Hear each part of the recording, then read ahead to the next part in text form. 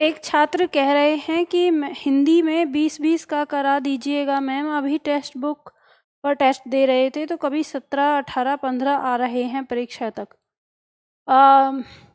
शायद आप ये 20-20 जो है क्वेश्चंस की बात कर रहे हैं, प्रश्नोत्तर जो बना रहे हैं लोग ना, उनकी बात कर रहे होंगे।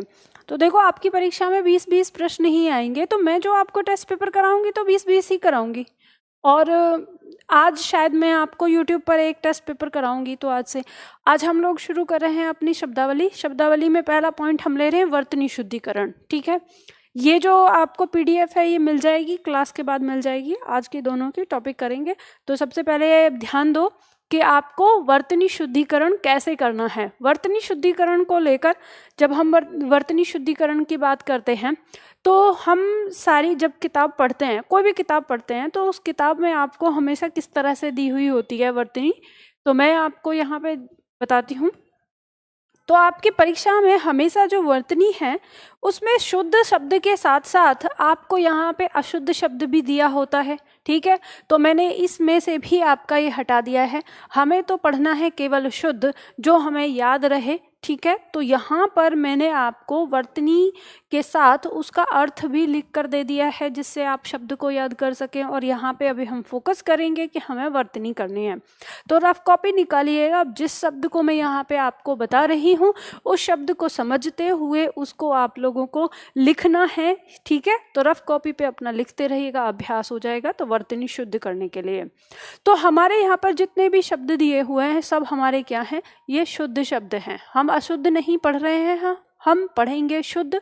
केवल हम शुद्ध शब्द का ही यहाँ पर इसको ही हम प्रयोग में लाएंगे और इसे ही देखेंगे। ठीक है, चलो अब देखो, यहाँ पे पहला शब्द है हमारे सामने अनभिज्ञ। अनभिज्ञ शब्द आता है, तो अनभिज्ञ हम कैसे लिखेंगे? अभी आपको इसी को पढ़ के ऐसे ही रखना है। सही लिखा हुआ है तो हम अपने दिमाग में रखेंगे अनभिज्ञ, इस तरह से करके अनभिज्ञ ये शब्द हमने लिखा, जिसका अर्थ होता है अनजान, जिसे हम नहीं जानते। ठीक है, अब ये शब्द आपका दो शब्दों से मिलकर बना है।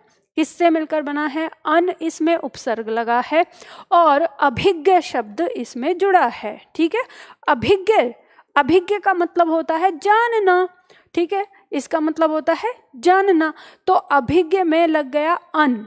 अन माने नहीं, तो जो नहीं जानता है यानी अनजान, तो वो क्या हो गया? अनभिज्ञ हो गया। अब इस शब्द को क्या किया है, क्योंकि इसके नीचे हल लगा है, इस अ ने न को पूरा कर दिया, न पूरा हो गया और शब्द बन गया हमारा अनभिज्ञ। ठीक है, दूसरा शब्द आता है हमारा आविष्कार। आविष्कार शब्द का अर्थ होता है खोज। ठीक है, किसी प्रकार की खोज करते हैं उसी को हम आविष्कार कहते हैं। अब आविष्कार में आपको लिखना आविष्कार, तो ये श हमारा मूर्धा श होगा। तो आपको याद रखना है, लिखिए अपने दिमाग में सोचते हुए, अविश इस तरह से याद करिए, अविश। ठीक है, और कार, तो इस तरह से आप इसको आराम से लिख पाएंगे। शब्द दिया है उदाहरण, तो उदाहरण क्या होता है? जिसे हम एग्जाम्पल कहते हैं। ठीक है, तो उदाहरण, तो इस तरह से आप इस शब्द को लिखकर अभ्यास करिए। ये वो शब्द हैं जो आपकी परीक्षा में आए हैं, बहुत बार पूछे गए हैं, तो उन्हीं शब्दों का हम अभ्यास कर रहे हैं। ठीक है, चलो अब इसके बाद आता है आपका अगला शब्द है तात्कालिक। तात्कालिक का मतलब होता है तुरंत, जो उसी समय चल रहा है। ठीक है, तो तात्कालिक शब्द अगर हम देखें आपका, तो कैसे लिखोगे? देखो, तात्कालिक। अब ये शब्द से आपको याद रखिए, तात्कालिक। अब इस तरह से आप टुकड़े में इसे याद रख सकते हैं लिखने के लिए। और अगर ऐसे आपको याद हो जाए तो अच्छी बात, नहीं तो इस शब्द के बारे में जान लो कि यह शब्द आपका किससे मिलकर बना है? तत्काल से बना है। शब्द क्या था आपका? तत्काल। ठीक है, तत्काल शब्द में हमने क्या जोड़ दिया? इक जोड़ दिया। इक जोड़ा हमने इसमें, तो जब हमने इसमें इक जोड़ा तो जो पहला यहाँ पर हमारा स्वर है उसमें दीर्घ परिवर्तन आ गया। किसकी वजह से? प्रत्यय की वजह से। तो शब्द हमारा क्या बन गया? शब्द बन गया हमारा तात्कालिक। ठीक है, तो इस तरह से आपको इसका अभ्यास करना है। तात ऐसे याद रखना, तात त आधा रहेगा, काल।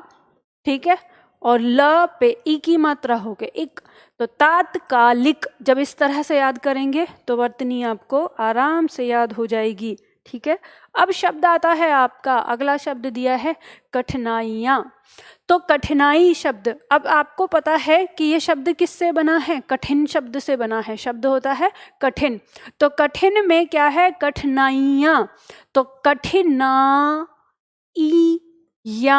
और हमेशा याद रखना, अगर किसी शब्द में या लगा है तो उससे पहले अगर यहाँ पर ई आया है तो ई छोटी होगी, ऊ आया है तो ऊ भी छोटा होगा, ठीक है। तो इसलिए आपको यहाँ पे कोई कंफ्यूजन होने की ज़रूरत नहीं है।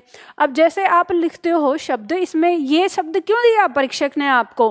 क्योंकि आपसे यहाँ गलती हो सकती है। क्या गलती हो सकती है कि जब आप लिखते हैं, मान लो शब्द है कठिनाई, तो जब आप कठिनाई लिखते हैं तो कठिनाई होगा इस तरह से, ठीक है। कठिनाई कैसे होगा? बड़ी के साथ। अब इसको फिर कठिनाई में क्या कर दिया? यहाँ कर दिया, इसका बहुवचन बना दिया। तो आज हम पढ़ेंगे बहुवचन, तो उसमें हमें ये सीखने को मिलेगा कि जब हम इसमें इसका बहुवचन बना रहे हैं तो इसका जो दीर्घ ई है इसको हम छोटी ई में बदल कर फिर हम यहाँ का प्रयोग करते हैं, और फिर जब हम इस तरह से लिखेंगे तो शब्द हमारा क्या हो गया? कठिनाइयाँ, ठीक है, इस तरह से। तो छोटी ई की मात्रा यहाँ हो गई, इसमें बड़ी हो गई जब कठिनाई लिखा हुआ है, ठीक है। तो इस तरह से समझना है। आगे आता है आपका प्रस्तुतिकरण। प्रस्तुतिकरण का अर्थ हो गया पेश करने का तरीका। जैसे किसी चीज को आप किसी के सामने पेश कर रहे हो, या प्रेजेंटेशन अंग्रेजी में हम इसे कहते हैं, तो प्रस्तुतिकरण। तो शब्द क्या है हमारा? शब्द है हमारा प्रस्तुत, ठीक है। शब्द क्या है हमारा? प्रस्तुत। अब प्रस्तुत शब्द के साथ हमने करण शब्द का प्रयोग किया है, तो ई लगकर ये करण आ गया, तो प्रस्तुतिकरण हो गया। तो प्रस्तुत तो बहुत आराम से आप लिख लेते हैं जैसे छोटा छोटा, और फिर यार ध्यान रखिए प्रस्तुतिकरण ये आपका आएगा। तो इस तरह से आप इसको लिखेंगे, ठीक है। ये शब्द भी सही है और ये शब्द भी सही है। मैं आपको बता रही हूँ ना शब्द को अपने दिमाग में बैठाना कैसे है ना। ये मत सोचना कभी ये सोचे कि ये गलत हैं क्या, मैम सही लिख के बता रही हैं क्या, ऐसा नहीं है, दोनों सही है। मैं आपको बता रही हूँ अभ्यास के लिए कैसे अभ्यास करना है। आपके पास लिखा हुआ तो है, उसी से आपको सीखना है। आगे शब्द है आपका क्षत्रिय। अब क्षत्रिय जब हम बोलते हैं तो क्षत्रिय, तो ये वाला श लगता है हमारा, ठीक है। ये क्या होता है? इसमें हमारा आधा क और श होता है, इसलिए इसकी जो ध्वनि है कश होती है, क आधा क और श का, ठीक है, उच्चारण देते, तभी हम उसे क्षत्रिय पढ़ते हैं ऐसे करके, ठीक है। तो क्षत्रिय ये आ गया इस तरह से। तो क्षत्रिय मूर्धा से इसका उच्चारण होता है हमारा, इस तरह से लिखा जाएगा। आगे आता है अगला शब्द है हमारा शोणित। शोणित का अर्थ होता है खून, ठीक है। संस्कृत में खून को शोणित कहते हैं। तो शोणित, इसमें हमारा क्या आ गया? श हो गया ये हमारा, जो इसे हम तालु श कहेंगे, और फिर ऋत, ठीक है। तो इस तरह से आ गया शोणित, मतलब खून को कहा गया है। तो इस तरह से लिखेंगे, आपकी परीक्षा में पूछा गया था पिछले साल से पिछले साल में, ठीक है। अगला शब्द है सांसारिक। सांसारिक का मतलब होता है जो संसार का है, यानी संसार से संबंधित। अब कैसे बना ये शब्द आपका? संसार शब्द में इक प्रत्यय जोड़कर ये शब्द बनाया। अब संसार तो आप आराम से लिख लेते हो, तो आपको पता है कि जब इक प्रत्यय आप जोड़ते हैं तो इसका प्रथम स्वर जो है वो दीर्घ बन जाता है, और प्रथम स्वर इसका क्या है? अ। तो ये क्या हो जाएगा? अ सांसा, ठीक है, सांसारिक, इस तरह से आपको लिखना है। अब इसमें गलती क्या होती है कि कुछ लोग क्या कर देते हैं, इसको संसारिक कर देते हैं, ऐसे कर देते हैं, यही गलती हो जाती है। तो आपको ध्यान रखना है, इसे क्या लिखना है? सांसारिक लिखना है, ठीक है। अगला शब्द आता है हमारा छुआछूत। तो छुआछूत तो बहुत सरल शब्द है, आप लिख लेंगे आराम से, छुआ, ठीक है, छुआछूत, ठीक है। तो इसका मतलब होता है जब किसी को, मतलब हम कहते हैं ना छुआछूत का भेद करते हैं, नहीं हम इसे छू नहीं सकते, और ये नीची जाति का, ये ऊंची जाति का, ऐसे करके उसे बोलते हैं, ठीक है। अगला शब्द आता है हमारा परिस्थिति। तो परिस्थिति का मतलब होता है स्थिति की बात करते हैं। स्थिति मतलब जैसी दशा है, और परि माने चारों ओर, तो चारों ओर की स्थिति को एक साथ परिस्थिति कह देते हैं। तो इसको कैसे लिखना है? आपको स्थिति लिखना आना चाहिए, ठीक है, स्थिति, और उसके बाद इसमें परि जोड़ना है, तो शब्द क्या बन गया? परिस्थिति।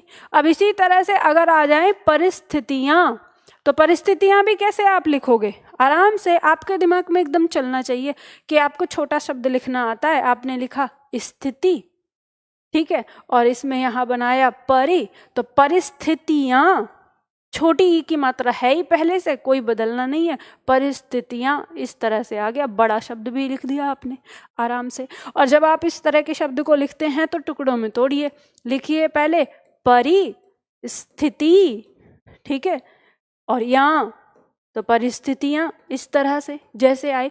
तो जब भी कोई बड़ा शब्द होता है उसको कैसे रखना है, छोटे छोटे टुकड़ों में तोड़ के लिखते हुए लिखना है, याद करते हुए, ठीक है। आगे आता है हमारा शब्द, अगला है ज्योतिषी। ज्योतिषी कहते हैं ज्योतिष शास्त्र को जानने वाला जो होता है, ठीक है, ज्योतिषी। तो ज्यो इतना याद रखना है, ज्यो, और फिर तिशी, ये वाला श आ जाएगा, इस पर बड़ी ई की मात्रा, ज्योतिषी, ई बड़ी ई की मात्रा का बोध कर रहे हैं हम, ठीक है। तो ज्योतिषी इस तरह से लिख जाएगा शब्द। अब शब्द आता है द कालिदास। कालिदास में हमेशा ध्यान रखना आपको, जब हम कालिदास शब्द लिखते हैं तो हमेशा छोटी ई की मात्रा का इसमें प्रयोग होगा। कालिदास एक कवि का नाम है, कवि के नाम में जब ई की मात्रा जो आई है वो छोटी ई की मात्रा का ही प्रयोग हुआ है, ठीक है। तो छोटी ई की मात्रा वाला शब्द ही आपका सही है, इसको सही रखना है। आगे दिया है आपका तत्वाधान। तत्वाधान शब्द का अर्थ होता है देखरेख करना या संरक्षण करना, ठीक है, संरक्षण, किसी की रक्षा करना, देखरेख करना। तो शब्द हो गया हमारा तत्वाधान, तो हम इसको लिखेंगे तत्व। देखो ध्यान देना, यहाँ पे आधा त और फिर आधा त, दो बार यहाँ पे लगातार 3 त आ गए हैं, ठीक है, वा धान, ठीक है, तत्वाधान। अब ये किससे बना है, ये शब्द बना है तत्व प्लस अवधान से मिलकर। अब इसको अगर आप तोड़ेंगे तो कैसे आएगा, ये शब्द है आपका तत्व, ठीक है, प्लस अवधान, ठीक है। अवधान का मतलब होता है सावधान, ठीक है, ध्यान रखने वाला, और तत्व मतलब किसी चीज का, तो तभी तो तत्वाधान का मतलब हो गया देख रेख करना है, संरक्षण करना। तो यहाँ पे इसका अ और इसका अ मिलकर क्या बना देता है, आ बना देता है, और शब्द में क्या आ गया, यहाँ पर आ गया। तो कई बार हमारे छात्र क्या करते हैं, 2 बार वह नहीं लिख पाते, गलती हो जाती है उनसे। तो आपको यह ध्यान रखना है कि जब आप लिखेंगे तत्वाधान तो आपको इसे इसी तरह से अपने दिमाग में लाना है कि यह तत्व फिर अवधान, तो आ हो गया वधान, ऐसे। तो इस तरह से तत्व अ, ठीक है, इस तरह से याद रखना है, तत्व अधान, ठीक है, अवधान, इस तरह से, तो आपको याद रहेगा दोनों, ठीक है। अब आगे आता है हमारा अगला शब्द चतुष्कोण। तो चतुष्कोण जब लिखेंगे, चतुष्कोण का मतलब चारों कोण की बात कर रहा है, तो ये बोल रहा है चतुष, तो यहाँ तक रखो चतुष आधा, और उसके बाद कोण, तो इसी तरह से आप लिख लेंगे। तो 2 टुकड़ों में तोड़ के आपको वर्तनी शब्दों को याद रखना है, ठीक। चलो मैम मेरे पास सामान्य हिंदी की बुक है तो मुझे द्वारा लेनी पड़ेगी क्या? बेटा तुम्हारे पास अगर सामान्य हिंदी की बुक पहले से ही है तो द्वारा या तिवारा या चवारा लेने की कोई आवश्यकता नहीं है, आपको बस पढ़ना है। मैंने आपको नोट्स दिए हैं, इन नोट्स के आधार पर फिर आपको प्रश्न उत्तर दूंगी, प्रश्न उत्तर कर लेना, उतने ही आधार पर काम हो जाएगा, ठीक है। तो ज़्यादा फालतू की किताबें लेने से कोई फ़ायदा नहीं होता है। फालतू में ये सारी किताबें ले लेके आपके पास रखी रहती हैं, पढ़ते पढ़ते आप कुछ नहीं हो। एक ही किताब को 10 बार पढ़ लो, 10 किताब को एक बार पढ़ने से अच्छा है कि एक ही किताब को 10 बार पढ़ लिया जाए, है ना। चलो आगे आता है दीपावली। अब जैसे शब्द दिया है दीपावली तो कैसे लिखेंगे, दी-पा-व-ली। अब हम ऐसे टुकड़ों में याद करते हैं, ऐसे भी देख लें तो 2 शब्दों से मिलकर बना है दीप प्लस अवली। अवली का मतलब होता है पंक्ति। यहाँ इसका अंतिम अ और इसका प्रथम अ दोनों मिलकर आ बनाते हैं और शब्द क्या बन गया, दीपावली, ठीक है। जैसे हम बोलते हैं दिवाली बोल देते हैं ना, तो दीपावली का दिवाली तद्भव रूप है, ठीक है। दीपावली तत्सम रूप में आ जाएगा और दिवाली उसका तद्भव आ जाएगा, परिवर्तित रूप आ जाएगा, ठीक है। तो इसलिए दीपावली सही होगा। आगे आता है शब्द हमारा हासिल। हासिल का मतलब होता है प्राप्त करना, किसी चीज को हासिल किया, ठीक है, तो हासिल कर लिया यानी प्राप्त कर लिया, तो हासिल आ गया। अगला शब्द है हमारा द्वंद्व। द्वंद्व शब्द का अर्थ होता है झगड़ा होना। तो ये क्या होता है, द, ये आधा द है, इसका व, फिर उसके बाद न की बिंदी लगा लेते हैं, तो द्वंद्व एक तरह से तो ये आ गया। और दूसरा द्वंद्व ऐसे भी लिखा जाता है, ऐसे भी आ गया। तो ध्यान दीजिए, अगर आपके विकल्प में ये भी दिया है और ये भी दिया है तो आपका यही वाला सही होगा, ठीक है। अगर आपके विकल्प में ये नहीं है, ये दिया है, तो ये वाला सही हो जाएगा। अगर विकल्प में दोनों दिए होते हैं, जैसे आधा न लगा है और यहाँ पे बिंदी लगी है, तो अगर विकल्प में दोनों शब्द साथ में आ गए तो बिंदी वाला विकल्प ही आप शुद्ध करके आइएगा। बात समझ में आ गई ना आपको? ठीक है, चलो आगे आता है। अगला शब्द है आपका आराधना। आराधना का मतलब होता है प्रार्थना। तो लिखिए आराधना, आराधना, ठीक है।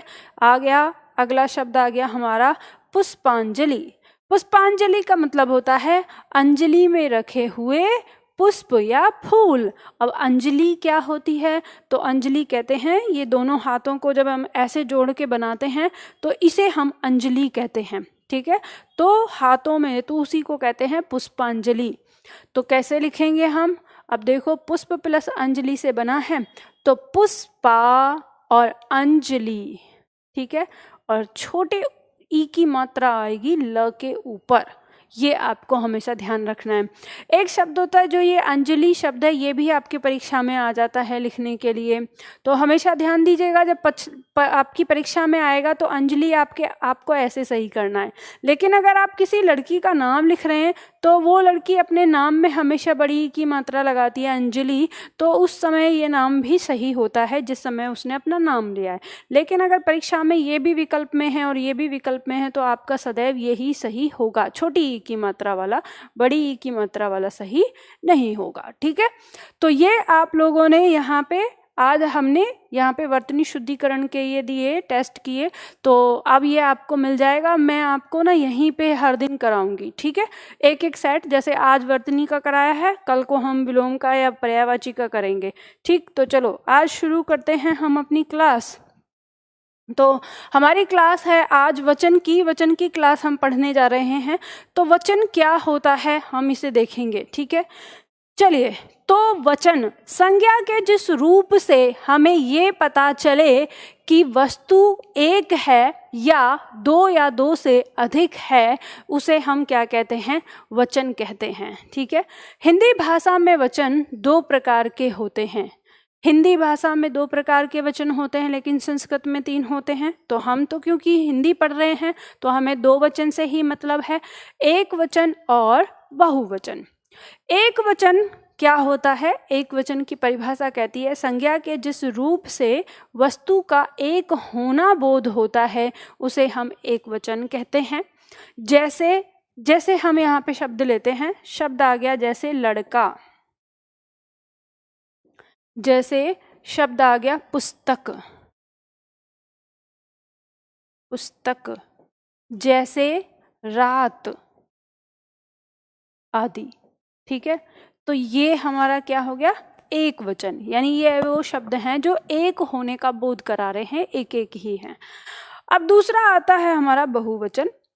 बहुवचन की परिभाषा कहती है कि संज्ञा के जिस रूप से वस्तु का 2 या 2 से अधिक होना बोध होता है उसे बहुवचन कहते हैं।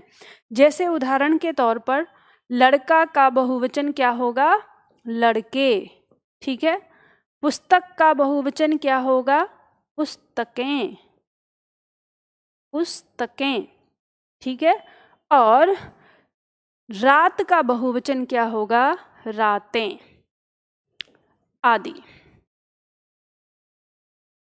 ठीक है। तो हमें यहाँ पे पता चला कि हम देखते हैं कि एक वचन लड़का, लड़का का बहुवचन लड़के, पुस्तक का बहुवचन पुस्तकें, रात का बहुवचन रातें, ठीक है, इस तरह से हमारा वचन हो गया। अब चलो इस वचन को देखते हैं कि कैसे हम वस्तुओं के वचन बदलते हैं, ये हम देखेंगे यहाँ पर। तो हमारे सामने आता है कि एक वचन से बहुवचन बनाने के नियम में मुख्यतः हिंदी भाषा में एक वचन से बहुवचन बनाने के मुख्यतः 2 नियम पाए जाते हैं। और 2 नियम कौन कौन से हैं?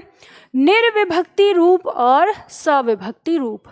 अब आपको ये समझना है कि निर्विभक्ति रूप क्या होता है और सविभक्ति रूप क्या होता है। तो देखो, रटने की आवश्यकता नहीं है, एक बार में ही समझ लीजिए सारी चीज़ों को। क्या होगा, इन दोनों शब्दों में कौन सी चीज़ कॉमन है? तो हम देखते हैं विभक्ति शब्द जो है वो कॉमन है। तो सबसे पहले जानो विभक्ति का मतलब क्या है। तो विभक्ति का मतलब है यहाँ पर कारक चिन्ह से। किससे है? कारक चिन्ह से इसका मतलब है।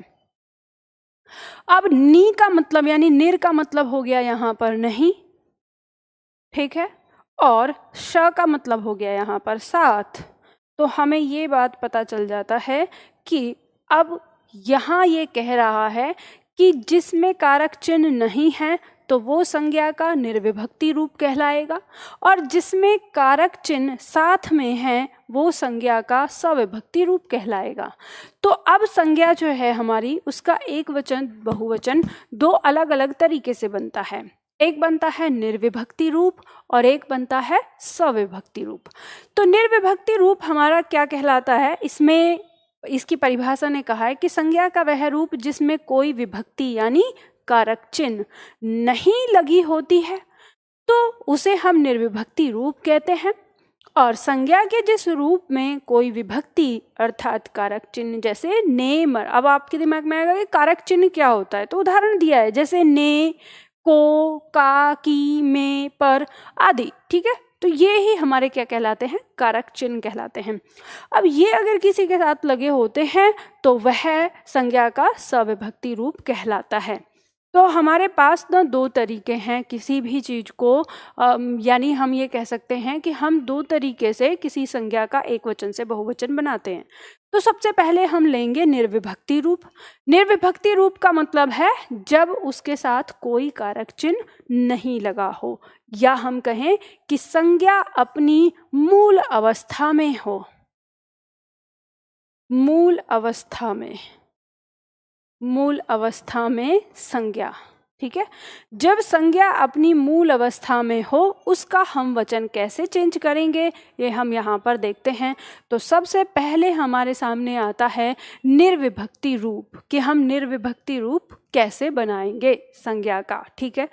तो पहला नियम कह रहा है कि आकारांत पुल्लिंग संज्ञाओं में आ के स्थान पर ए लगाकर बहुवचन बनाते हैं।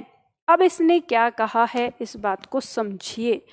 ये कह रहा है, इसका कहना है कि पहले क्या देखना है आपको, वो क्या है? एक संज्ञा। अब संज्ञा भी कौन सी है? वो संज्ञा है वो पुल्लिंग, ठीक है। यदि वो संज्ञा पुल्लिंग है, और पुल्लिंग में वो कौन सा, यानी अब पुल्लिंग है तो उसके साथ हम देखेंगे कि निर्विभक्ति रूप की ये बात कर रहा है, तो निर्विभक्ति होना चाहिए, ठीक है।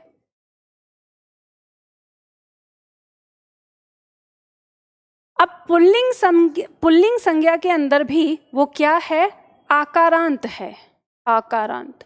अब आपको ये पता है कि जो आकारांत हमारी संज्ञाएं होती हैं तो वो कैसी हैं? तो मैंने आपको कल की क्लास में ही बताया था कि एकारांत, उकारांत, इकारांत, आकारांत, ये क्या होता है। तो ये चीज़ आपको पता है। आकारांत का मतलब जिस संज्ञा का अंत किससे हो रहा है? आ से हो रहा है। तो ये हमारी वो संज्ञा क्या है? पुल्लिंग हो और आकारांत हो। जैसे उदाहरण के तौर पर शब्द लिखा हमने लड़का, तो हमें पता चलता है कि लड़का स्त्री है कि पुल्लिंग है। तो आपको पता चलता है कि ये पुल्लिंग है और कौन सा कारांत है? आकारांत है। तो इसी स्थिति में, जब ऐसी स्थिति होती है तो हम क्या करते हैं? संज्ञा का आ हटाकर हम क्या जोड़ देते हैं? ए जोड़ देते हैं और उसे बहुवचन बना देते हैं। तो अब इसमें क्या होगा?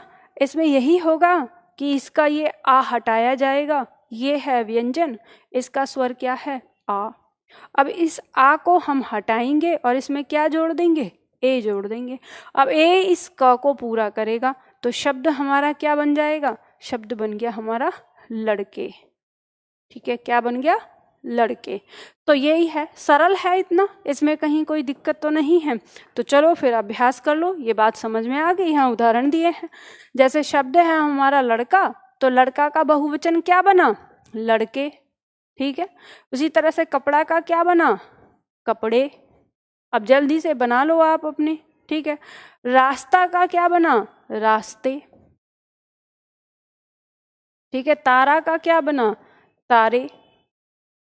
बकरा का क्या बना? बकरे।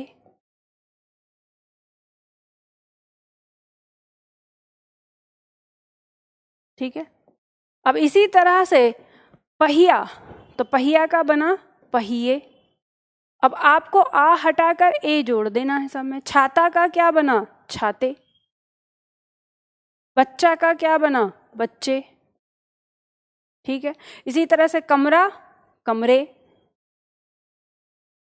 बछड़ा, बछड़े।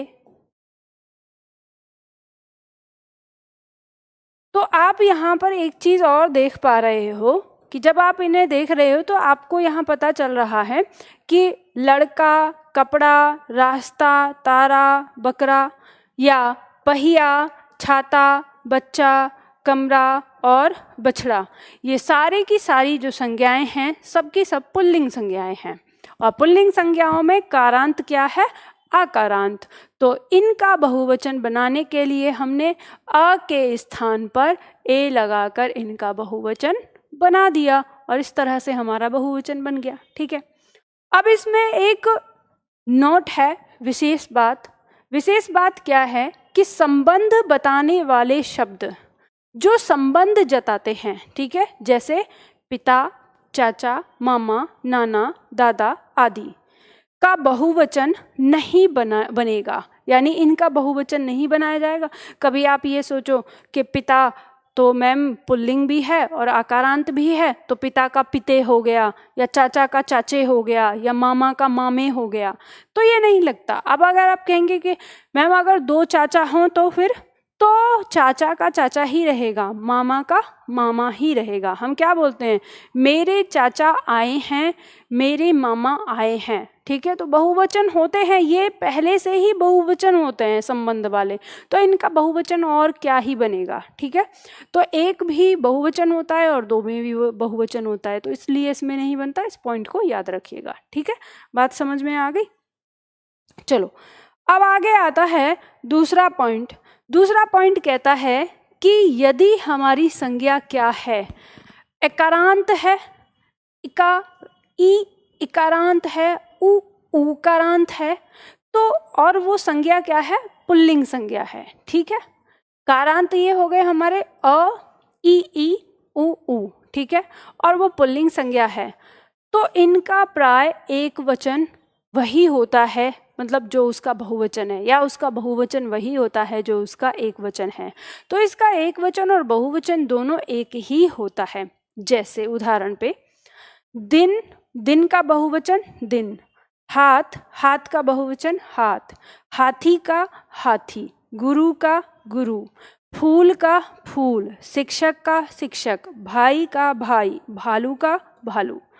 अब आप कहेंगे कि मैम लेकिन दिन का दिनों तो होता है, फूल का फूलों तो होता है। तो ध्यान रखिएगा, हम पढ़ क्या रहे हैं? हम पढ़ रहे हैं निर्विभक्ति रूप, और निर्विभक्ति रूप में दिन का दिन ही होगा, फूल का फूल ही होगा। कैसे? तो मैं आपको कुछ उदाहरण लिखती हूँ, तो आपको मुझे बताना है। जैसे मैंने वाक्य लिखा, एक वाक्य, बाग में फूल खिला है। बाग में फूल खिला है। बाग में फूल खिला है, ये वाक्य है। इस वाक्य में आपको फूल का बहुवचन बना के वाक्य बनाना है। और दूसरा वाक्य है, हाथी पुल पार कर रहा है। हाथी पुल पार कर रहा है, तो आपको इनका बहुवचन बनाना है। तो आप बहुवचन बनाइए, कैसे बनाएंगे? बाग में फूल खिला है, इसका बहुवचन कैसे बनाएंगे? और हाथी पुल पार कर रहा है, इसमें हाथी का बहुवचन बना के वाक्य बनाना है तो कैसे बनाएंगे बताइए। तो देखो इसका बहुवचन कैसे होगा, इसका बहुवचन होगा बाग में फूल खिले हैं, बाग में फूल खिले हैं, ये बहुवचन हो गया। और दूसरा हाथी पुल पार कर रहे हैं,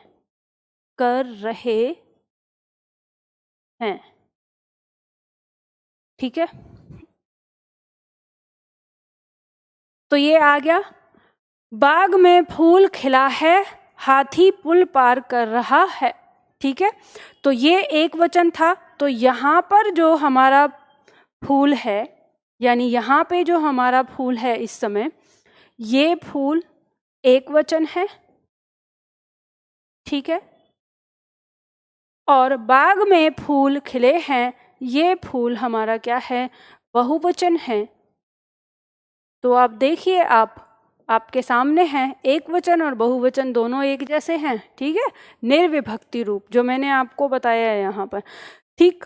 अब इसी तरह से हाथी, यहाँ जो हाथी है ये एक वचन है, अब आपको पता है, और ये जो हाथी है ये बहुवचन है, ये भी आपको पता है।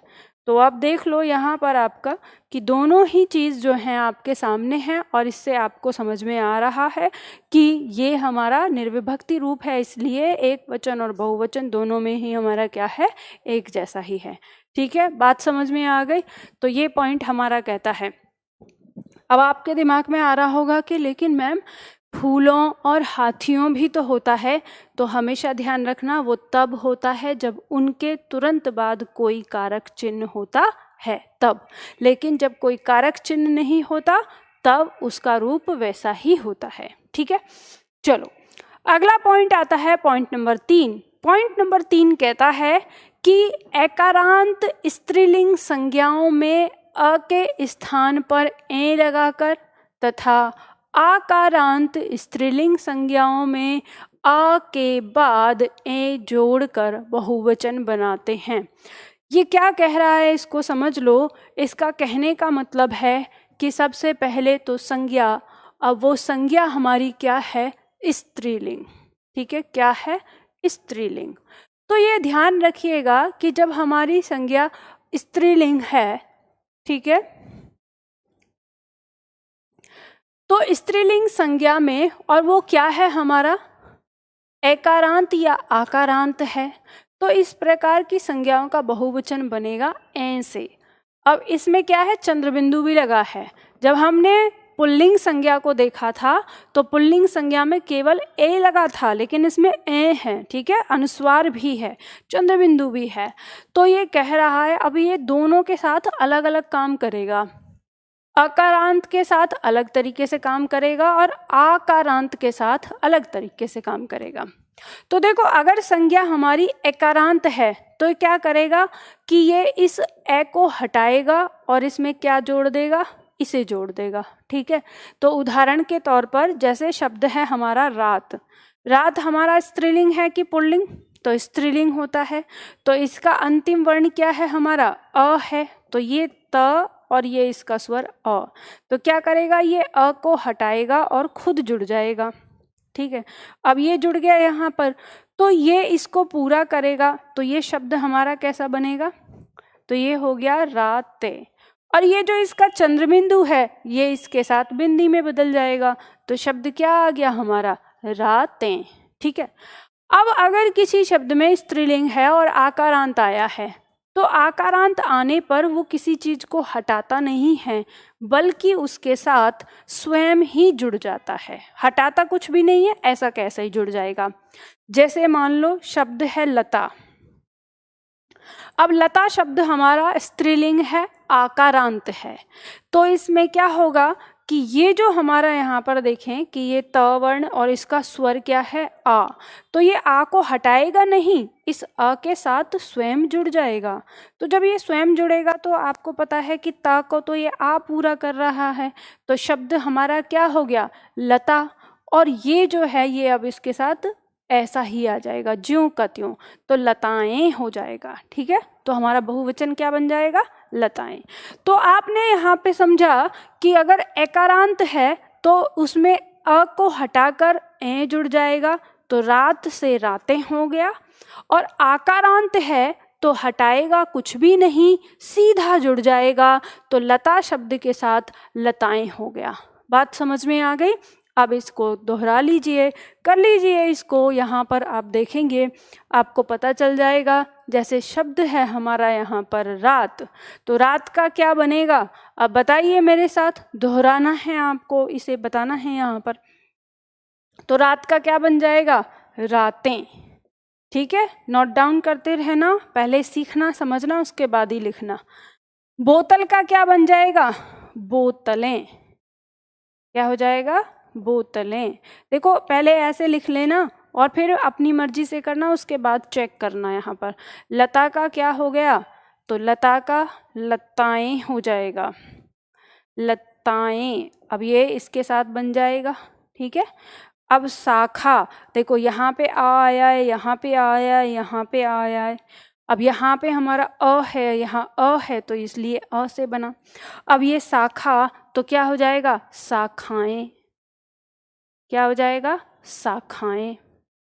अब यहाँ पे कक्षा हो गया, तो ये क्या हो जाएगा, कक्षाएं। क्या हो जाएगा, कक्षाएं। ठीक है, अब इसी तरह से शब्द है हमारा पुस्तक, तो क्या हो गया, पुस्तकें, पुस्तकें। ठीक है, बात, अब ये एकारांत है, ये एकारांत है, तो क्या हो जाएगा, बातें, बातें। अब ये आ गया माता, तो क्या हो जाएगा, माताएं, डायरेक्ट जुड़ेगा इसके साथ। सभा आ गया, तो क्या हो जाएगा, सभाएं, हटाएगा कुछ भी नहीं, जुड़ जाएगा। अब कामना आ गया, तो क्या हो जाएगा, कामनाएं। ठीक है, इस तरह से आ गया, तो ये बन जाएगा। हमेशा ध्यान रखना, ये जो आप बना रहे हो, ये इसको ऐसे मत बनाना, कभी आप इसे ऐसे बना दो, ये ऐसे गलत हो जाएगा। ठीक है, तो ये बनाना क्या है, हमेशा चंद्रबिंदु इस तरह से, तो ये सही होगा, ऐसे नहीं बनाना है, ये गलत हो जाएगा। बात समझ में आ गई आपको। ठीक है, चलो, तो ये स्त्रीलिंग का था। अब स्त्रीलिंग में ये एकारांत और आकारांत के बारे में ही आया। अब इसका अगला कारांत जान लेते हैं क्या और क्या होता है। तो देखो आगे दिया हुआ है हमारा, यदि हमारी स्त्रीलिंग संज्ञा है, कह रहा है आगे कि स्त्रीलिंग संज्ञा में इकारांत है, स्त्रीलिंग संज्ञा में, तो यहाँ लगाकर हम इसको जोड़ते, इसका बहुवचन बनाते हैं। और यदि दीर्घ ई है, स्त्रीलिंग संज्ञा है, तो उसमें हम दीर्घ ई को पहले लघु ई में बदलेंगे और फिर हम उसमें क्या लगाएंगे, यहाँ लगाएंगे। अब इसने क्या कहा, तो इसको समझ लो, ध्यान दो। सबसे पहले हम ध्यान देंगे कि ये क्या कह रहा है कि हमारा जो शब्द है क्या है, संज्ञा है, और संज्ञा में वो क्या है, स्त्रीलिंग है। ठीक है, संज्ञा में क्या है, वो स्त्रीलिंग। अब स्त्रीलिंग में वो कारांत है इकारांत, अब छोटा और बड़ा दोनों हो सकता है। तो इसके लिए हम बहुवचन बनाने के लिए किसका प्रयोग करेंगे, या का प्रयोग करेंगे। अब ये दोनों के साथ ही अलग अलग तरीके से लगेगा। किस तरह से, अगर हमारा लघु ई आ गया तो उसके साथ अलग, और अगर दीर्घ ई आ गया तो इसके साथ अलग लगेगा। अब देखो यहाँ पे नियम कहता है कि यदि लघु ई आ गया तो ये कोई परिवर्तन नहीं करेगा, सीधा इसके साथ यहाँ जुड़ जाएगा और शब्द का बहुवचन बन जाएगा। जैसे उदाहरण के तौर पर शब्द है हमारे पास रीति, रीति शब्द है। अब इस रीति शब्द में हमको पता है कि स्त्रीलिंग शब्द है, ईकारांत है, छोटी ई अंत में आई है, तो इसका बहुवचन बनाने के लिए हमें कुछ नहीं करना, सीधा या जोड़ देना है और यह शब्द हमारा बन जाएगा रीतियाँ। ठीक है, शब्द क्या बन जाएगा? रीतियाँ। अब इसी तरह से बड़ा ई है, तो अगर बड़ा ई आता है तो बड़े ई को पहले हम किस में बदलते हैं? छोटे यानी लघु ई में बदलते हैं और फिर इसके साथ किसका प्रयोग करते हैं? या का प्रयोग करते हैं, तब हम इसे जोड़ते हैं। अब जैसे उदाहरण के तौर पर हमने एक शब्द लिया, शब्द है हमारे पास नदी।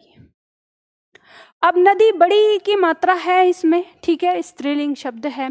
तो अब हम क्या करेंगे कि इसका जो यहाँ पर बड़ी ई आई है, ये जो बड़ी ई है, इसको परिवर्तित कर देंगे हम किस में? छोटी ई में, और उसके बाद यहाँ पर क्या जोड़ेंगे? या जोड़ देंगे। तो अब जब हम देखेंगे छोटी ई इस द को पूरा करेगा तो शब्द क्या हो गया? नदियाँ। क्या हो गया? नदियाँ। इस तरह से, तो इस तरह से हमें पता चलती है, यहाँ पर ये बात पता चली कि नदी शब्द जब एक वचन होगा तो बड़ी ई की मात्रा आती है, लेकिन जब नदी का बहुवचन हो जाता है तो छोटी ई की मात्रा का प्रयोग किया जाता है। ठीक है, बहुवचन के लिए। तो ये बात समझ में आ गई। अब बना लीजिए सारे शब्दों को। अब आपके सामने शब्द दिए हुए हैं यहाँ पर, ये सारे के सारे शब्द आपके स्त्रीलिंग शब्द हैं और अब इनका बहुवचन बनाइए। तो देखिए बनाते हैं हम यहाँ पे बहुवचन। शब्द दिया है छड़ी, तो आपको पता है बड़ी ई की मात्रा आई है, हमें छोटी में बदलना होगा पहले।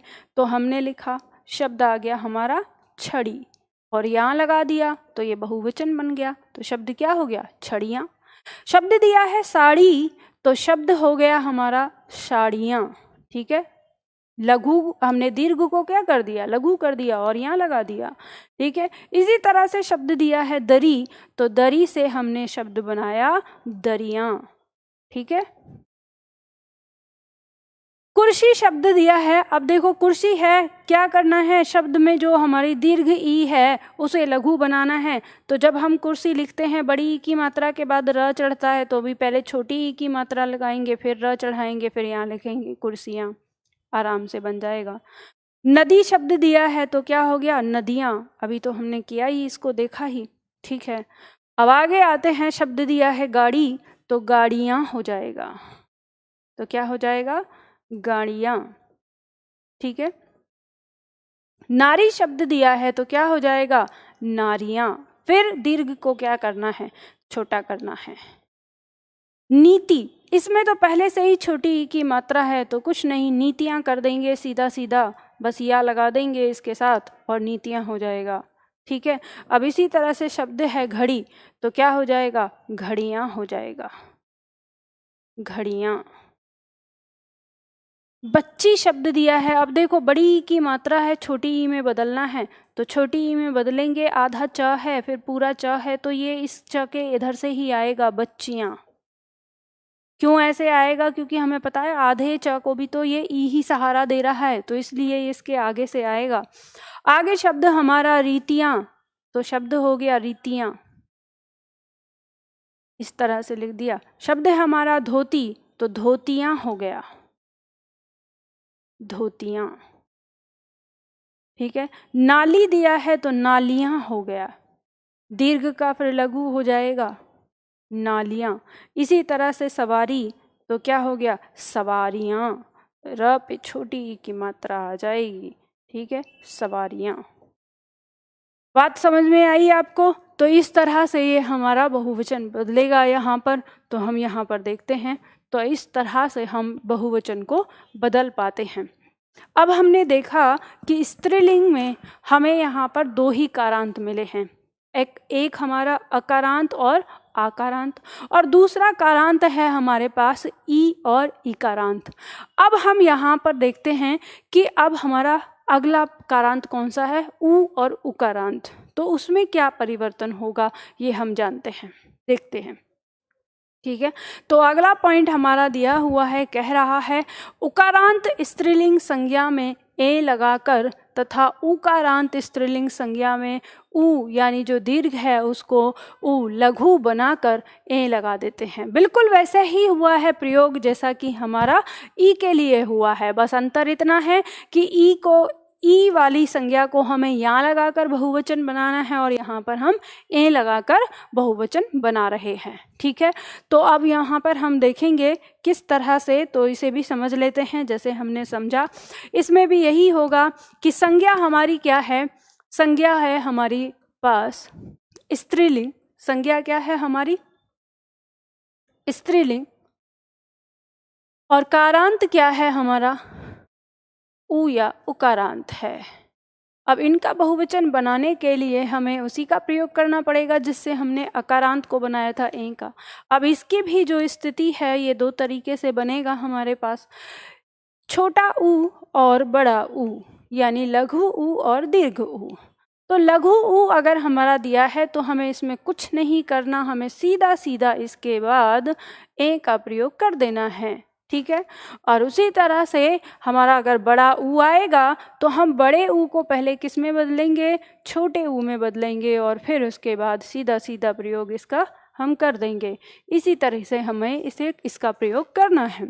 तो देखो जैसे शब्द दिया है हमारे सामने, यहाँ पे मान लो शब्द है वस्तु, वस्तु शब्द दिया है और वस्तु शब्द का हमें बहुवचन बनाना है। तो हमको पता है कि ये हमारा त और ये त के बाद हमारा क्या है, ऊ। तो इस ऊ का प्रयोग वैसा का वैसा ही रहेगा, तो हमें कोई दिक्कत नहीं है, हम बना देंगे। वस्तु शब्द है और इसमें ज्यों का त्यों ये जुड़ जाएगा और हमारा शब्द वस्तुएं बन जाएगा, आराम से बन गया। अब इसी तरह से शब्द आया हमारे पास बहु, तो बहु हमारा बड़ा ऊ होता है इसमें। अब ये क्या करेगा, यहाँ पर ये व्यंजन है और इसका स्वर है ऊ। अब ये इस ऊ को यहाँ से हटाएगा और यहाँ क्या जोड़ेगा, यहाँ छोटा ऊ जोड़ेगा और इसके साथ क्या लगाएगा, ए लगाएगा। अब इस तरह से शब्द हमारा बनेगा।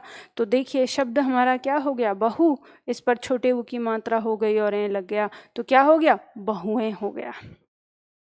ठीक है, तो इस तरह से ये हमारा शब्द बन जाएगा। तो हमारे सामने शब्द आता है, जैसे शब्द दिया है वस्तु तो हमने बना दिया इसको वस्तुएं।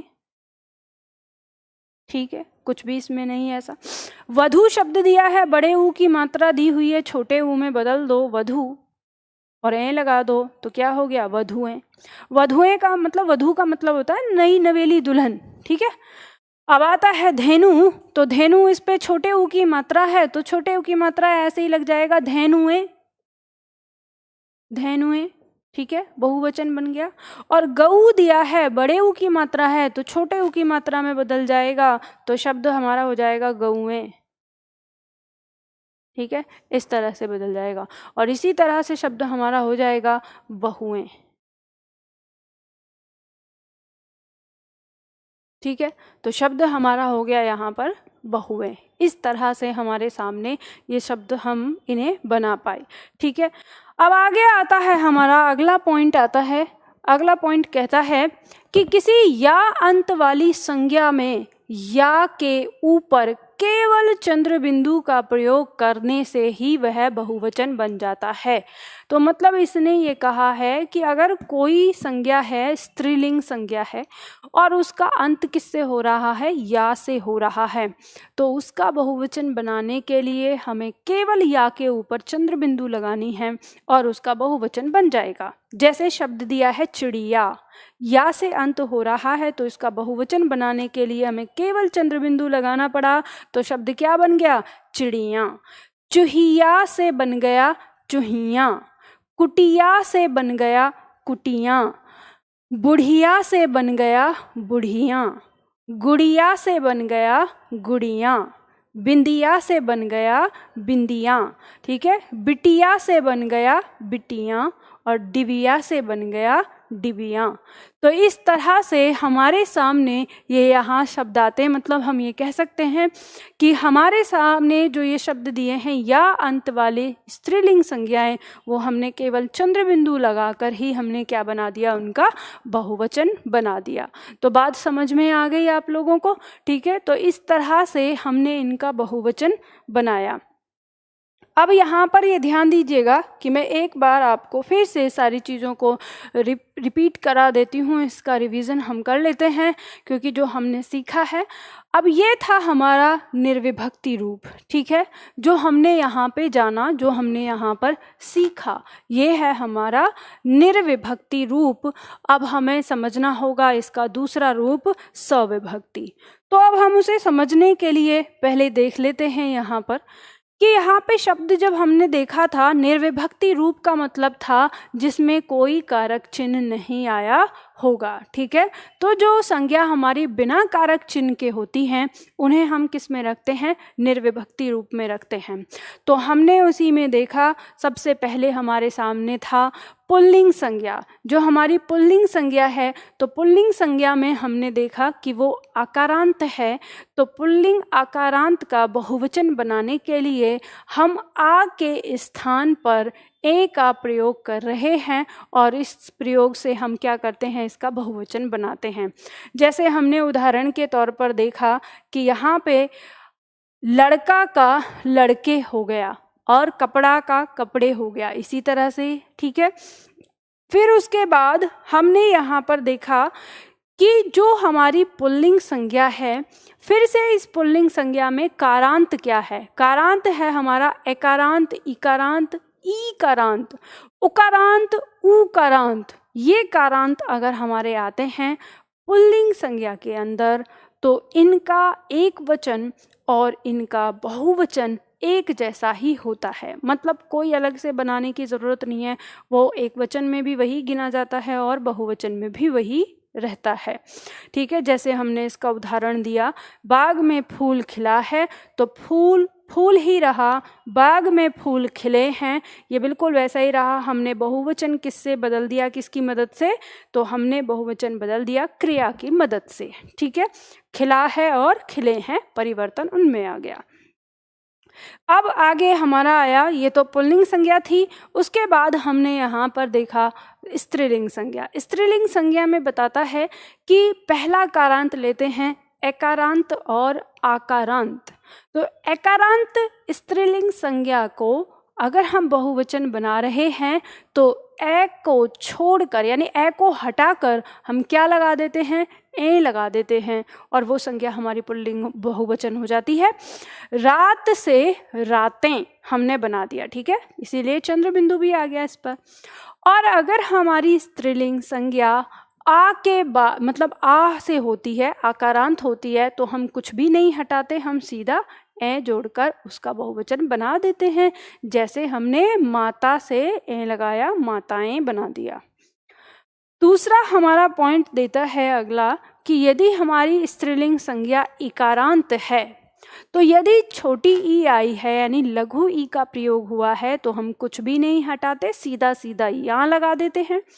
अगर बड़ी ई आई है तो बड़ी ई को पहले छोटी ई में परिवर्तित करते हैं और फिर उसके बाद यहाँ लगाते हैं। और इसी तरीके से हमने सीखा इसका अगला पॉइंट उकारांत। यदि संज्ञा हमारी स्त्रीलिंग है और उकारांत है, तो यदि लघु ऊ हमारा आया है तो हम कुछ भी नहीं हटाते हैं, सीधा सीधा ए लगा देते हैं। और यदि हमारा दीर्घ ऊ आया है, यानी बड़ा ऊ आया है, तो हम बड़े ऊ को पहले लघु ऊ में बदलते हैं और फिर उसके बाद हम ए का प्रयोग करते हैं और उसका बहुवचन बनाते हैं। उसके बाद हमने देखा कि जो हमारी या अंत वाली स्त्रीलिंग संज्ञा है, इनका भी बहुवचन बनाने के लिए हमें कुछ नहीं हटाना होता। या अंत वाली जितनी भी स्त्रीलिंग संज्ञाएं हैं उनके तुरंत बाद हम या के ऊपर क्या लगा देते हैं, चंद्र बिंदु लगा देते हैं और उसका बहुवचन बन जाता है। अब आपके दिमाग में आ रहा होगा कि मैम अगर पुल्लिंग संज्ञा या से अंत होगी तो क्या हम उस पर चंद्र बिंदु लगाएंगे? तो ऐसा ध्यान रखिएगा, नहीं। जैसे पुल्लिंग संज्ञा में हमारा एक शब्द है पहिया, ठीक है, तो पहिया यह भी हमारा क्या हो रहा है, या से अंत हो रहा है, तो हम इसको पहिया नहीं करेंगे, ठीक है, पहियाएं नहीं करेंगे। ये अगर ऐसे लिख दिया तो ये क्या हो जाएगा, गलत हो जाएगा, क्योंकि ये संज्ञा क्या है हमारी, ये पुल्लिंग संज्ञा है। क्या है ये? पुल्लिंग संज्ञा है।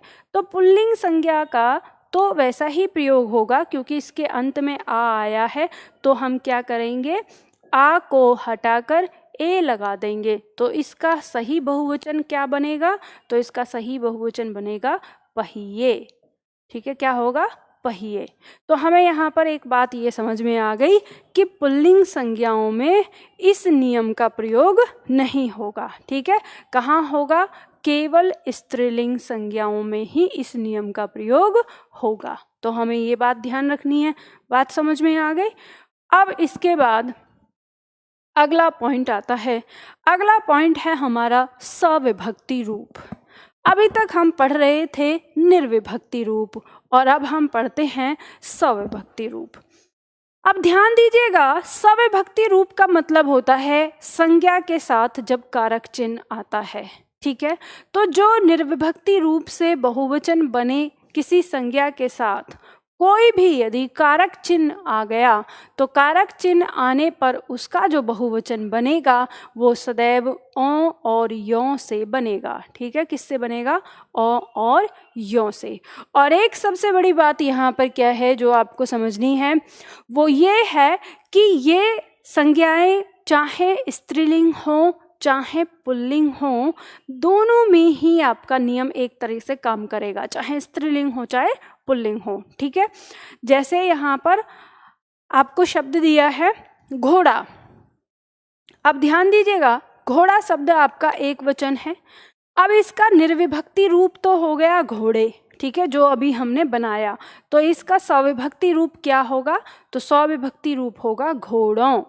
तो अब ये घोड़ों हैं तो इसके साथ कुछ कारक चिन्ह होना जरूरी है, या तो घोड़ों से, घोड़ों की, घोड़ों का, इस तरह से, मतलब कुछ भी क्या होना चाहिए, कारक चिन्ह होना चाहिए, तभी वो सविभक्ति रूप कहलाएगा। अब इसी तरह से जैसे शब्द है चाकू, तो ये हमारी संज्ञा है, एक वचन संज्ञा है, तो चाकू का निर्विभक्ति रूप चाकू ही रहा, क्योंकि उकारांत है पुल्लिंग संज्ञा का। ठीक है, तो पुल्लिंग संज्ञा का उकारांत होने के कारण, लेकिन जब ये सविभक्ति में आएगा तो इसका बहुवचन क्या बनेगा, चाकुओं। ठीक है, सविभक्ति में क्या बनेगा, चाकुओं की, चाकुओं से। ठीक है, चाकुओं का, कुछ भी, मतलब जो भी कारक चिन्ह उसके साथ लगेगा वाक्य के अनुसार। अब आता है आगे जैसे भक्त। तो भक्त शब्द है तो हमारा एक वचन संज्ञा था ये भक्त शब्द। जब ये निर्विभक्ति रूप में था तो निर्विभक्ति रूप इसका भक्त का भक्त ही हुआ। ठीक है, लेकिन अगर हम इसे सविभक्ति रूप में लाते हैं तो क्या हो जाएगा, भक्तों हो जाएगा। ठीक है, भक्तों को, भक्तों में, भक्तों से, कुछ भी कारक चिन्ह लगने पर। इसी तरह से अब स्त्रीलिंग संज्ञा दी है नदी, इकारांत है, इसका निर्विभक्ति रूप क्या होता है, इसका निर्विभक्ति रूप नदियां हो जाएगा, नदी से नदियां, जो भी हमने बनाना सीखा। लेकिन अगर सविभक्ति रूप देखेंगे तो क्या हो जाएगा, वो नदियों, तो वहां पे क्या हो जाएगा, नदियों। इसी तरह से जैसे शब्द है अध्यापिका, तो अध्यापिका शब्द का हमने जो निर्विभक्ति रूप बनाया वो क्या बनेगा, अध्यापिकाएं। ठीक है, लेकिन अगर हम इसका सविभक्ति रूप बनाएंगे तो क्या बन जाएगा, अध्यापिकाओं। ठीक है, तो वहां पे अध्यापिकाओं हो जाएगा, तो उसके साथ फिर कारक चिन्ह लगेगा। तो इस तरह से ये सविभक्ति रूप है। अब आपके दिमाग में प्रश्न आ रहा होगा कि मैम हमको ये तो आपने बताया कि ओ या यों का प्रयोग करके हम इनको बनाएंगे, तो किसके साथ औ का प्रयोग करेंगे और किसके साथ यों का प्रयोग करेंगे ये भी बता दीजिए। तो मैं आपको यहाँ पे ये भी बता देती हूँ। ठीक है, तो आप इसमें देखिएगा कि आपके पास ये 2 पॉइंट हैं कि औ या यों का प्रयोग करना है। तो आप ध्यान रखिएगा कि संज्ञा आपकी, ठीक है, संज्ञा आपकी क्या हो, पुल्लिंग हो या स्त्रीलिंग, इसका कोई मतलब नहीं। ठीक है, दोनों संज्ञाओं की बात कर रहा है, संज्ञा आपकी पुल्लिंग है चाहे स्त्रीलिंग। लेकिन अब ये संज्ञा आपकी कारांत देखी जाएगी। इसमें क्या देखा जाएगा, कारांत। यदि आपकी संज्ञा का कारांत क्या है, एकारांत है, आकारांत है, उकारांत है। ठीक है, तो आपका ये जो बनेगा इसके साथ ओ का प्रयोग होगा। किसका प्रयोग होगा? ओ का प्रयोग। और यदि आपकी संज्ञा इकारांत है, ठीक है, इकारांत, तो ये यों का प्रयोग होगा। क्या होगा? यों का प्रयोग।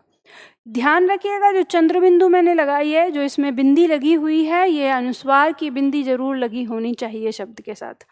अब इसमें उदाहरण देख सकते हैं आप, जैसे मान लीजिए कि अब यहाँ पे हम देखें कि शब्द है हमारा फूल,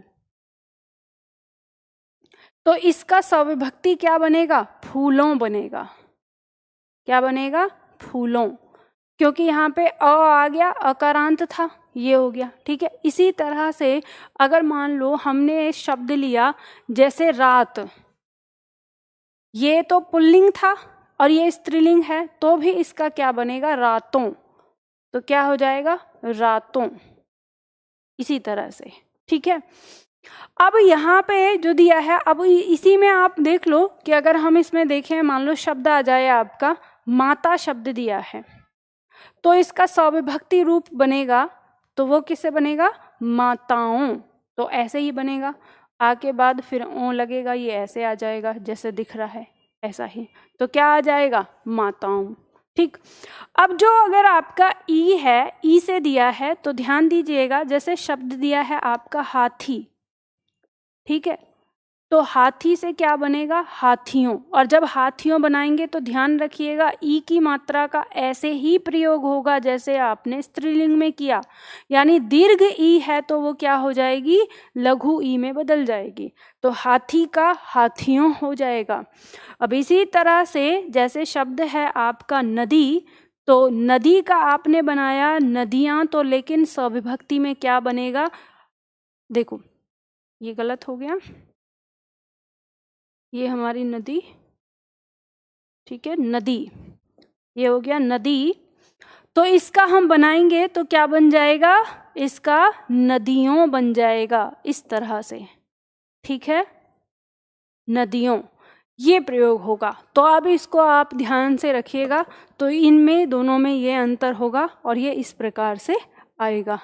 बात समझ में आ गई आपको? तो ये सविभक्ति रूप और एक ये निर्विभक्ति रूप, ये आपका वचन है। अब आप ये सोच रहे होंगे मैम हमारी परीक्षा से किस तरह से आएगा, तो जब मैं आपको वाक्य शुद्धिकरण कराऊंगी तो उस समय प्रश्नोत्तर कराऊंगी ही, समझाऊंगी ही कि किस तरह से आपका प्रश्नोत्तर में इसका प्रयोग होगा, इन सारी चीज़ों का। क्योंकि अगर ये चीज़ आपको नहीं पता है पहले से, तो फिर आपको कहीं ना कहीं परीक्षा में दिक्कत होने वाली है, ठीक है। तो चलो आगे आता है एक पॉइंट, अंतिम है, जो आपकी परीक्षा में आ सकता है कि कुछ हमारे जो शब्द हैं वो सदैव एक वचन होते हैं और कुछ हमारे शब्द सदैव बहुवचन होते हैं। तो यहाँ से प्रश्न आ जाता है हमारी परीक्षा में कि एक वचन शब्द कौन सा है, या निम्न में से कौन सा है जो एक वचन है, निम्न में से कौन सा है जो बहुवचन है, ये मतलब इस तरह से। तो सदैव एक वचन रहने वाला शब्द आपके सामने क्या है? जैसे जनता, जनता सदैव एक वचन है। भीड़, भीड़ सदैव एक वचन है, ठीक है। जैसे प्रजा, प्रजा सदैव एक वचन है, सदैव किस में आती है? एक वचन में। ऐसे ही शब्द आता है आपका पुलिस, पुलिस एक वचन में आएगी, पुलिस। इसी तरह से शब्द आता है जैसे संसद, संसद एक वचन में रहता है सदैव। इसी तरह से जैसे शब्द आता है आपका पानी, एक वचन है सदैव। शब्द है जैसे वर्षा, वर्षा सदैव एक वचन है, वर्षाओं नहीं होगा, वर्षाएं नहीं होगा, ये हमेशा ध्यान रखिएगा, ठीक है। जैसे सोना, चांदी, सोना चांदी ये धातु हैं आपकी, तो धातुओं के नाम सदैव किस में होते हैं? एक वचन में होते हैं, ठीक है। इसी तरह से हीरा, कोयला, ये सब किस में आ जाएंगे? एक वचन में आ जाएंगे, हीराओं नहीं होता, ठीक है।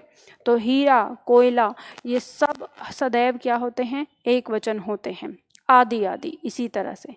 तो ये ध्यान रखिएगा, ये सदैव एक वचन कहलाते हैं। अब इसी तरह से सदैव बहुवचन में रहने वाले शब्द आपके जो आते हैं, क्योंकि ये वाक्य शुद्धिकरण में ये यहाँ से आएगा, वाक्य शुद्धिकरण में आपको गलत वचन का प्रयोग करके दे देगा और फिर आपसे कहेगा कि वाक्य शुद्ध करो, और फिर जब आपको नहीं पता होगा तो आप गलतियां होती हैं। तो ध्यान दो, सदैव बहुवचन में क्या होगा? हस्ताक्षर। हस्ताक्षर सदैव बहुवचन में आएगा। प्राण सदैव बहुवचन में आएगा। ये प्राण शब्द से आपकी परीक्षा में इतने प्रश्न आते हैं कि उसका प्राण उड़ गया। अब उसका प्राण कह दिया, जब प्राण बहुवचन में है तो उसका कैसे होगा? तो उसके होना चाहिए, उसके प्राण उड़ गए। तो ऐसे ही वाक्य अशुद्ध करके देता है आपको। ठीक है, शब्द आता है हस्ताक्षर प्राण, जैसे शब्द आता है दर्शन, दर्शन, होश, आंसू,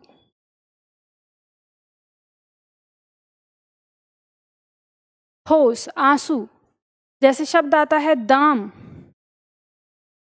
अक्षत। अक्षत क्या होता है? अक्षत कहते हैं जो हम टीका करने के लिए चावल रखते हैं, उसको हम अक्षत कहते हैं। ठीक है, जैसे शब्द आ गया आपका बाल, जैसे तेवर। ये शब्द हमारे क्या होते हैं? ये सब हमारे बहुवचन होते हैं। ठीक है, जैसे नेत्र, नेत्र को भी बहुवचन में रखते हैं। जैसे कान, ये सब हमारे क्या होते हैं? बहुवचन होते हैं। ठीक है, सदैव बहुवचन में रहते हैं। ठीक है, तो ये शब्द ये हमारे सामने हैं कि बहुवचन में आ गए हैं ये हमारे। इसी तरह से सदैव एक वचन और बहुवचन के शब्द जो हैं ये आपकी परीक्षा में आते हैं। इन सबको ध्यान रखिएगा। बात समझ में आ गई आप लोगों को? तो आज की क्लास में यहीं तक आप लोगों को कराऊंगी, क्योंकि वचन यहाँ पे आपका समाप्त हो गया है। अब हम करेंगे, यानी कल की क्लास में हम करेंगे कारक चिन्ह। कल हमारा बहुत ही महत्वपूर्ण पॉइंट रहेगा कारक चिन्ह। कारक चिन्ह से आपकी परीक्षा में काफ़ी प्रश्न आते हैं और छात्रों को कारक चिन्ह में समस्या भी होती है। ठीक है, तो कारक चिन्ह करेंगे हम कल की क्लास में। मैम हीरे भी तो हैं, तो जैसे देखो बेटा, आप कैसे बोलोगे उसके पास हीरे हैं? नहीं, ये जैसे हम बोलते हैं कि उसके पास हीरे हैं तो हीरों का समूह आएगा, लेकिन जो हीरा शब्द है, क्योंकि ये क्या है? अधातु, और धातु अधातु में आता है, तो ये सदैव हमारा एक वचन में आएगा। ठीक है, ऐसे ही कोयला है जैसे, तो कोयले आप कहेंगे उसके पास कोयले पड़े हुए हैं। ये हम अपनी लोकल भाषा में जो है इन शब्दों में क्या करते हैं? गलत प्रयोग करते हैं। ये बहुवचन में करके बोले नहीं जाते हैं, लेकिन हम अपनी बोलचाल की भाषा में इनका प्रयोग करते हैं। तभी तो मैंने आपको लिखवाया कि अगर परीक्षा में आएगा तो आपको इस चीज़ को वहाँ पे समझना पड़ेगा। अब देखो कि जो कोयला या हीरा और इसमें जो आपके आते हैं ये शब्द, मैं आपको ये बता देती हूँ कि जैसे मान लो अगर आप ये कहोगे, शब्द है कि हीरा की खान, तो अगर आपने इसको ऐसे बोला तो ये गलत हो जाएगा। आपको क्या लिखना पड़ता है? हीरे की खान। क्या लिखना होता है? हीरे की खान। अब आप इस तरह से जो लिख रहे हैं, तो इसलिए लिख रहे हैं इसको क्योंकि जो हमारा पुल्लिंग शब्द है, जैसे पुल्लिंग शब्द था हमारा ये हीरा, अभी ये आकारांत है। तो जो आकारांत पुल्लिंग शब्द होता है, यदि इसके साथ कोई कारक चिन्ह आ जाता है, ठीक है, क्या होता है? कारक चिन्ह आ जाता है, तो इसके साथ ये हमारा आ हटकर ए में बदल जाता है। कैसे? जैसे इसको आप ये समझना कि मैंने अगर आपको कहा कि शब्द मैंने लिया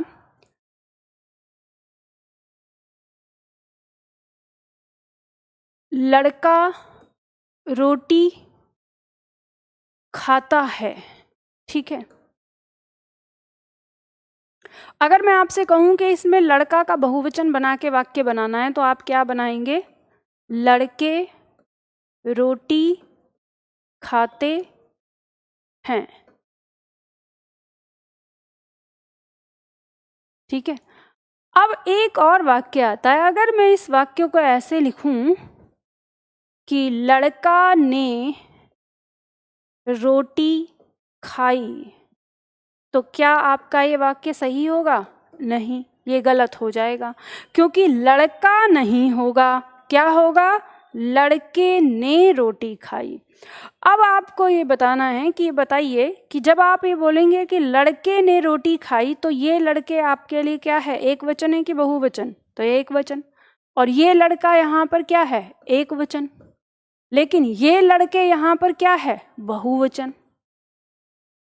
ठीक है, तो इस लड़के में और इस लड़के में क्या अंतर है, तो इस लड़के में अंतर ये है कि इस लड़के के साथ यहाँ कोई कारक चिन्ह नहीं है, तो जब इसके साथ कोई कारक चिन्ह नहीं होता और तब ये लड़के आया है तो वो बहुवचन होता है। ठीक है, लेकिन अगर इस लड़के के साथ यहाँ पर ये कारक चिन्ह लगा है तो ये लड़के जो क्या हो गया, ये हमारा एक वचन हो गया। अब इसका बहुवचन आप बनाओगे तो क्या बनाओगे, लड़कों ने रोटी खाई, तो ये क्या बनेगा, अब लड़कों ने रोटी खाई, इस तरह से।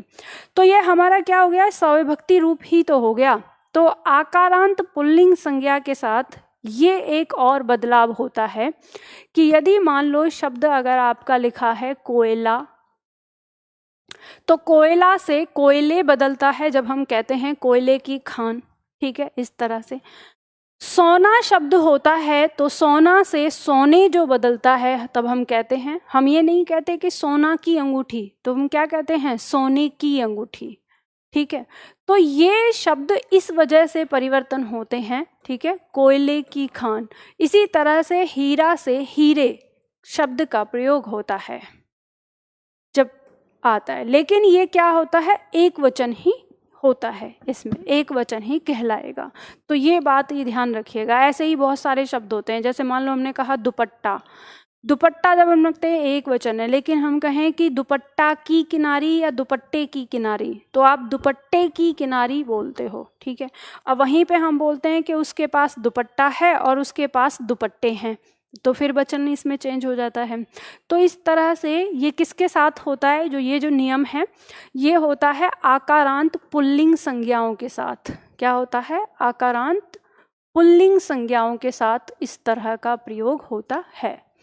जो यहाँ पर आता है कि अगर इसके साथ कारक चिन्ह कोई आ जाता है तो इसका एक वचन भी बहुवचन के जैसा बदल जाता है। ठीक है, तो ये परिस्थितियों पे होता है, उस पर निर्भर करता है। ठीक है, बात समझ में आ गई आपको। चलो, तो ये पीडीएफ आपको क्लास के बाद मिल जाएगी। ठीक है, दोनों ही पीडीएफ मिल जाएंगी। आज आपको पर्यायवाची और विलोम शब्द और वर्तनी की पीडीएफ आपको मिलेगी उसके साथ, और आज की क्लास की तो ये पीडीएफ मिल जाएगी। तो आज के लिए इतना ही करते हैं, फिर मिलते हैं कल की क्लास में। ठीक है।